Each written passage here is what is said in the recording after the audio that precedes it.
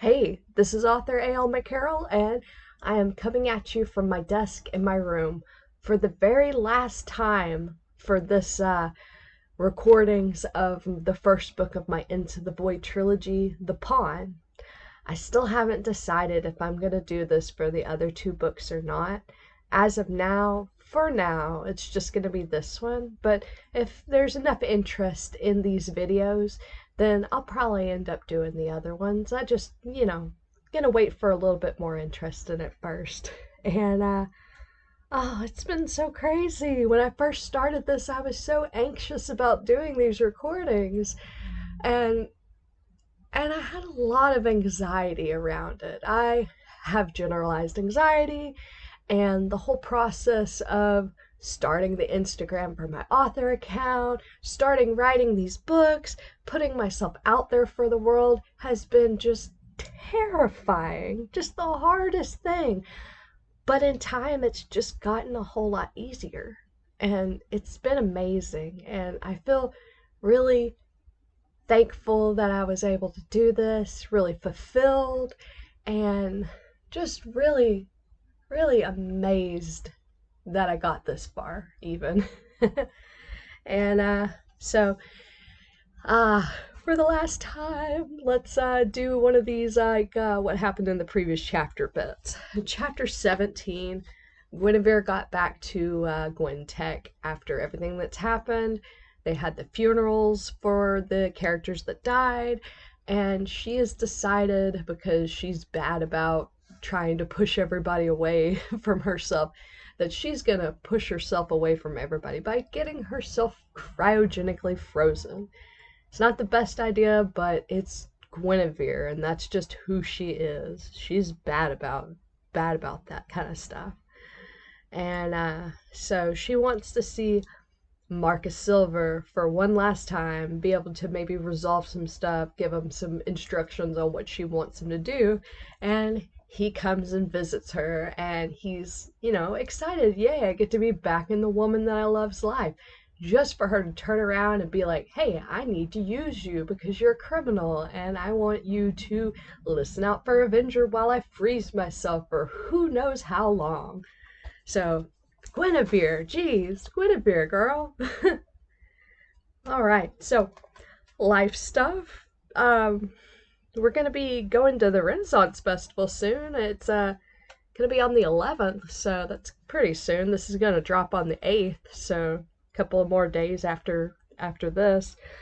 And I just can't believe that this is almost done, and this is the last one that we'll be doing. We're gonna do chapter 18, and that's gonna be the very end of the book. I hope you enjoy listening to this as much as I've enjoyed the process of writing it and the process of recording it. This has been an amazing journey for me, and I hope that you enjoy this journey along with me. And maybe we'll do this again one day. So, with that, let's get this thing started. Chapter 18. Daisy and Brett had been waiting for her in the cryogenics lab. "Are you sure you're ready to do this, Gwen?"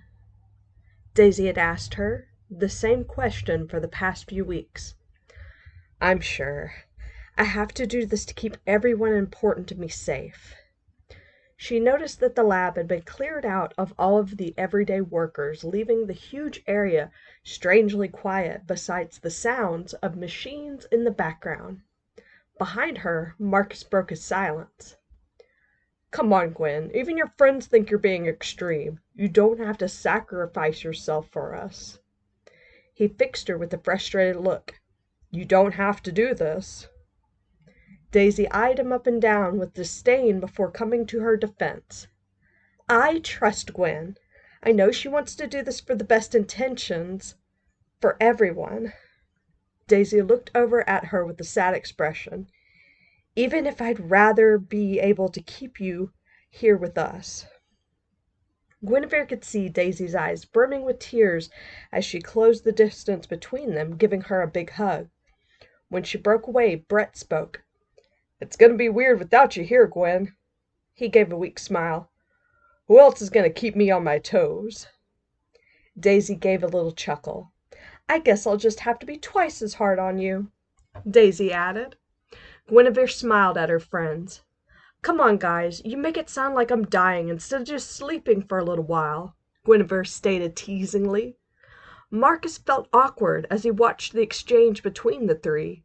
He wanted to be close to her like they obviously were. It just didn't seem fair that she would leave all of them this way.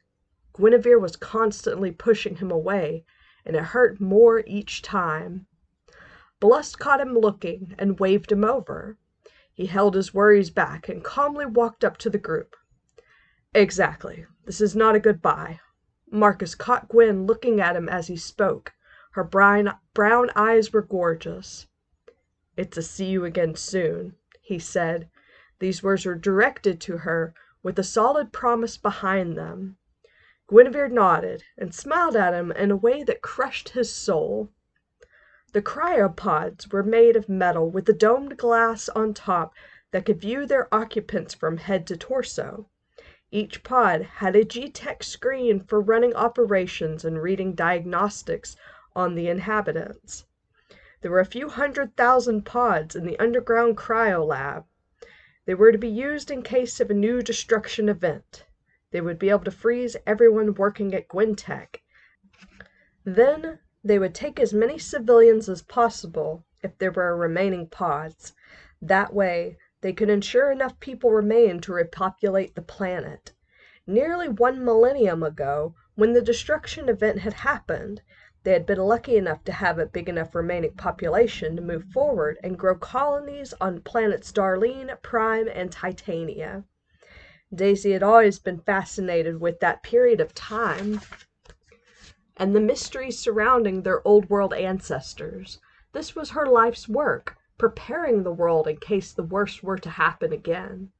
Daisy opened the pod and helped Guinevere climb inside. Then she started to hook up pads to Guinevere's head and chest. All of them would send signals to the G-Tech screen next to the pod, showing her heart and brain activity while she was frozen. "I want to let you know, Gwen, in case you were nervous, this technology is perfected, and if it hadn't been, I wouldn't have allowed you to do this." Guinevere smiled back at Daisy. "I'm actually not worried. I trust you with my life." Daisy smirked back at her as she continued hooking things to her body. "You literally are, Gwen." "You ready?" Daisy spoke, looking like she was going to be sick, and it wasn't helping her feel ready at all. "Daisy, I just need you to bring me the journals and the black box." Daisy did as she was told, bringing the 2 old notebooks in the small black chest. Guinevere took the chest from Daisy and instructed her to keep the journals. These journals need to be digitally backed up, so the words on their crumbling pages will be fully preserved. Guinevere held the small black box close to her chest in the tight space as she gave Daisy these instructions. Guinevere began to realize that she was actually about to do this. Her heart raced, and she caught Daisy eyeing the screen listing her readouts. "Gwen, it's okay if you're scared. You've always been good at putting on a brave face, even when we were kids. You don't have to put on a face for anyone in this room. We all know you care, and know this is hard for you." Guinevere looked around at each of them. They would change and go forward with their lives, and she would be in this metal and glass box underground as they lived and possibly died without her. She felt a lump swell in her throat, and her eyes threatened to form tears. She forced it back before she spoke, trying to stay strong. "I'm gonna miss you how you are right now." She looked up towards Daisy. "Daisy, I know this will be hard on you, but you will have so much happiness." Daisy's blue eyes began to fill with tears. "Brett, I'm glad Daisy has you. You better treat her well and help her cope with this." He put his hand on Daisy's shoulder and gave it a squeeze. "I'm not going anywhere," Brett responded, glancing lovingly at Daisy. Guinevere smiled at them both before turning her attention to Marcus. Marcus had never seen her show as much emotion as she was at this moment. He wanted to do something for her, but didn't want to interrupt her moment with her friends. She turned her tear-filled eyes to him, and seeing the fear behind them shocked him. Guinevere had always been a strong, confident woman. The sight of her made him feel as if he was looking at this strange scene from far away. His body acted without thinking. Marcus walked up to the open pod and leaned in, putting his forehead against hers. She gave a little gasp at the touch. "Please don't stay gone too long, Gwen." His eyes were sullen. "I'll miss you too much." He looked up into her brown eyes. Marcus leaned forward and kissed her tender and slow, just as he did back at Titania More. Guinevere was lost in the moment. It felt surreal. He pulled away, looking into her eyes with his dark blue eyes that had always reminded her of the oceans of Titania. She wished she could stay in those deep waters forever. Daisy closed the lid to the cryopod and started the procedure to freeze her. Guinevere waved to Daisy and Brett with one hand, the other holding the small black chest with the piece of Avenger's crystal inside. She looked over Marcus and held her hand up to the glass. He put his hand up to hers.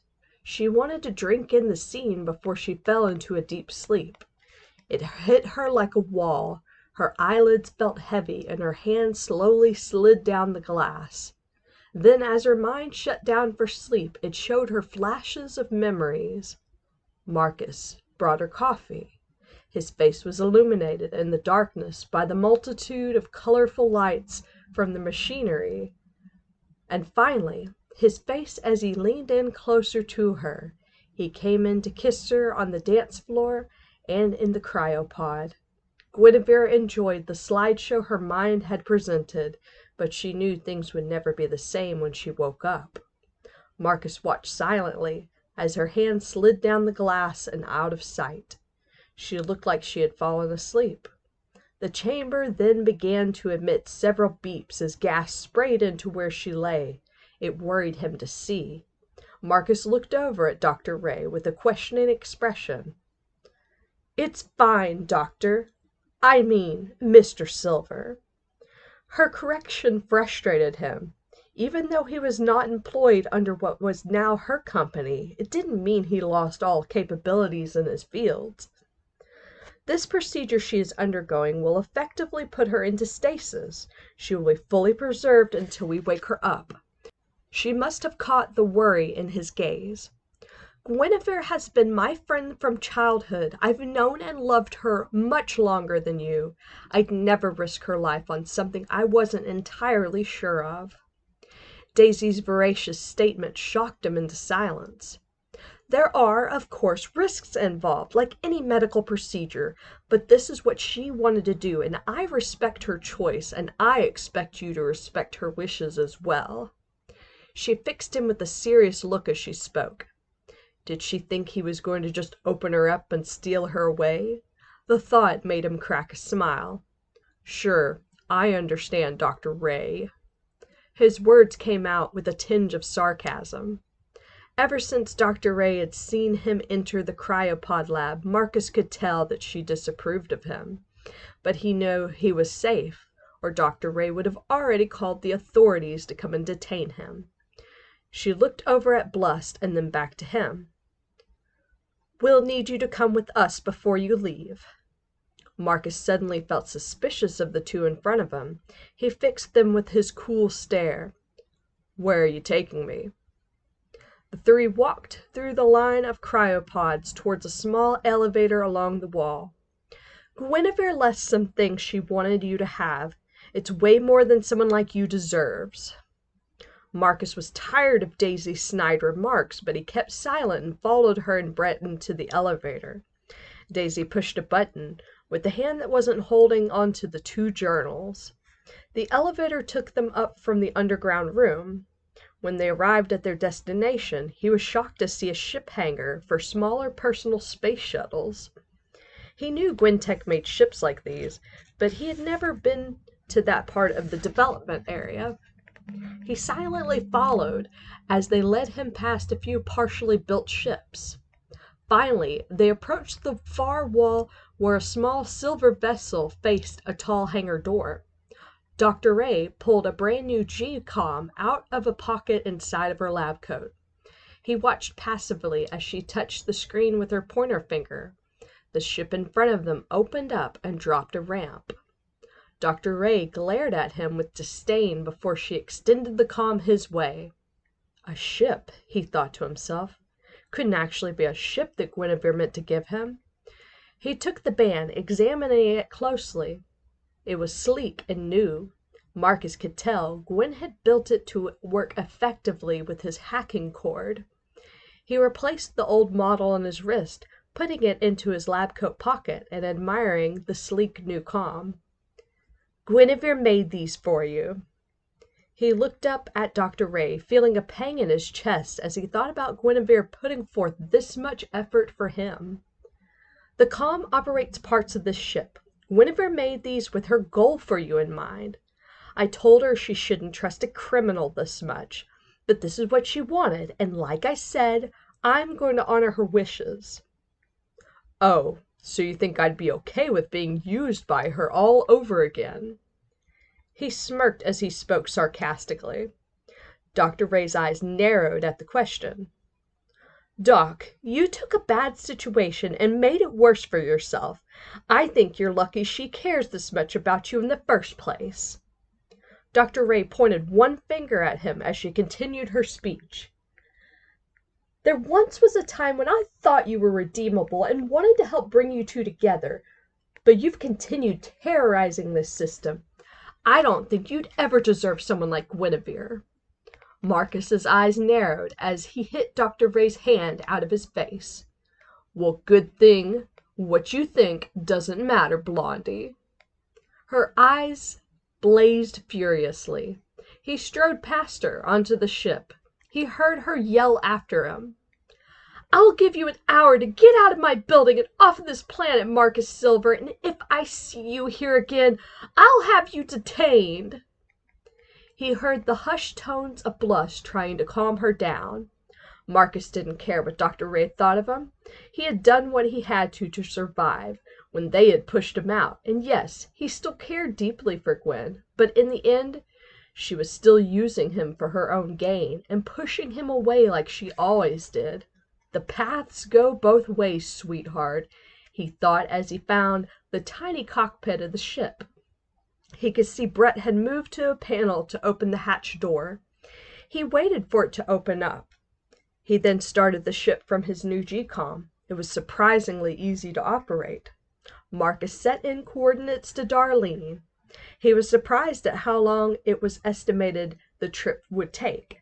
Guinevere must have made this ship faster than a standard model.